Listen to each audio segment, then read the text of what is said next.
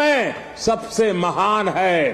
वीरता में, सेनाओं के शौर्य में, करुणा में, दूसरों की सेवा में, जीवन के सत्य को खोजने में, वैज्ञानिक अनुसंधान में हमारा देश भारत पूरे विश्व में सबसे महान है।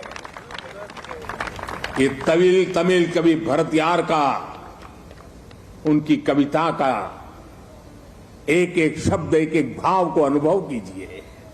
साथियों, गुलामी के उस कालखंड में ये पूरे विश्व को भारत की हुंकार थी। ये हमारे स्वतंत्र सेनानियों का आह्वान था। जिस भारत का वर्णन भरतियार ने अपनी कविता में किया है, हमें उस सर्वश्रेष्ठ भारत का निर्माण करके ही रहना है। और इसका रास्ता इस कर्तव्य पथ से ही जाता है। साथियों, कर्तव्य पथ केवल ईंट पत्थरों का रास्ता भर नहीं है। ये भारत के लोकतांत्रिक अतीत और सर्वकालिक आदर्शों का जीवंत मार्ग है।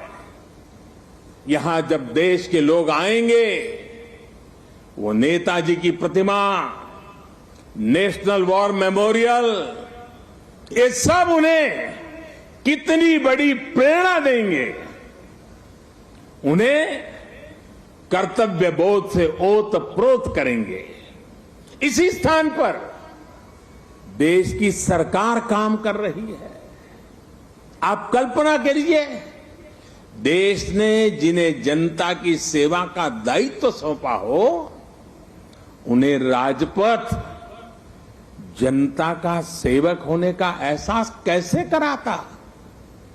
अगर पथ ही राजपथ हो तो यात्रा लोकमुखी कैसे होगी। राजपथ ब्रिटिश राज के लिए था, जिनके लिए भारत के लोग गुलाम थे। राजपथ की भावना भी गुलामी का प्रतीक थी, उसकी संरचना भी गुलामी का प्रतीक थी। आज इसका आर्किटेक्चर भी बदला है और उसकी आत्मा भी बदली है। अब देश के सांसद, मंत्री, अधिकारी जब इस पथ से गुजरेंगे तो उन्हें कर्तव्य पथ से देश के प्रति कर्तव्यों का बोध होगा। उसके लिए नई ऊर्जा मिलेगी, प्रेरणा मिलेगी।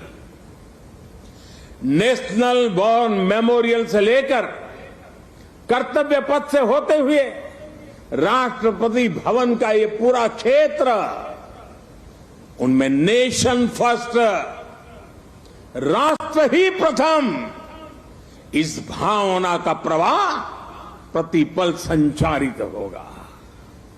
साथियों, आज के इस अवसर पर मैं अपने उन श्रमिक साथियों का विशेष आभार व्यक्त करना चाहता हूं, जिन्होंने कर्तव्य पथ को केवल बनाया ही नहीं है, बल्कि अपने श्रम की पराकाष्ठा से देश को कर्तव्य पथ दिखाया भी है। मुझे अभी उन श्रमजीवियों से मुलाकात का भी अवसर मिला। उनसे बात करते समय मैं महसूस कर रहा था कि देश के गरीब, मजदूर और सामान्य मानवी के भीतर भारत का कितना भव्य सपना बसा हुआ है। अपना पसीना बहाते समय वो उसी सपने को सजीव कर देते हैं। और आज जब मैं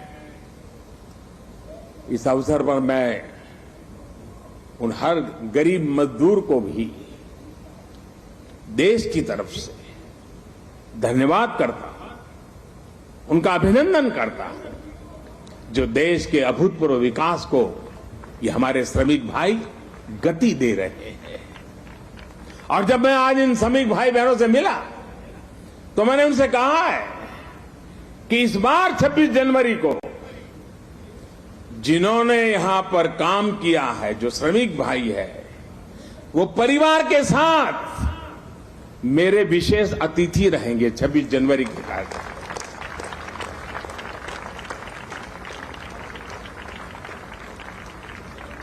मुझे संतोष है कि नए भारत में आज श्रम और श्रमजीवियों के सम्मान की एक संस्कृति बन रही है, एक परंपरा पुनर्जीवित हो रही है। और साथियों, जब नीतियों में संवेदनशीलता आती है तो निर्णय भी उतने ही संवेदनशील होते चले जाते हैं। इसलिए देश अब अपनी श्रम शक्ति पर गर्व कर रहा है। श्रमेव जयते आज देश का मंत्र बन रहा है।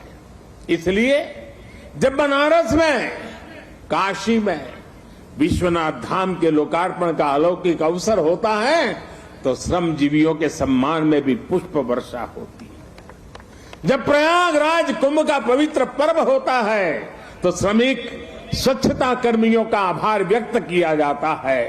अभी कुछ दिन पहले ही देश को स्वदेशी विमान वाहक युद्धपोत आईएनएस विक्रांत मिला है। मुझे तब भी आईएनएस विक्रांत के निर्माण में दिन रात काम करने वाले श्रमिक भाई बहनों और उनके परिवारों से मिलने का अवसर मिला था। मैंने उनसे मिलकर उनका आभार व्यक्त किया। श्रम के सम्मान की परंपरा देश के संस्कारों का अमिट हिस्सा बन रही है। आपको जानकर अच्छा लगेगा कि नई संसद के निर्माण के बाद उसमें काम करने वाले श्रमिकों को भी एक विशेष गैलरी में स्थान दिया जाएगा। ये गैलरी आने वाली पीढ़ियों को भी ये याद दिलाएगी कि लोकतंत्र की नींव में एक और संविधान है तो दूसरी ओर श्रमिकों का योगदान भी है। यही प्रेरणा हर एक देशवासी को एक कर्तव्य पथ भी देगा। यही प्रेरणा श्रम से सफलता का मार्ग प्रशस्त करेगी। साथियों, हमारे व्यवहार में, हमारे संसाधनों में, हमारे साधनों में, हमारे इंफ्रास्ट्रक्चर में आधुनिकता का इस अमृतकाल का प्रमुख लक्ष्य है। और साथियों, जब हम इंफ्रास्ट्रक्चर की बात करते हैं तो अधिकतर लोगों के मन में पहली तस्वीर सड़कों या फ्लाईओवर की हो जाती है। लेकिन आधुनिक होते भारत में इंफ्रास्ट्रक्चर का विस्तार उससे भी बहुत बड़ा है, उसके बहुत पहलू है। आज भारत सोशल इंफ्रास्ट्रक्चर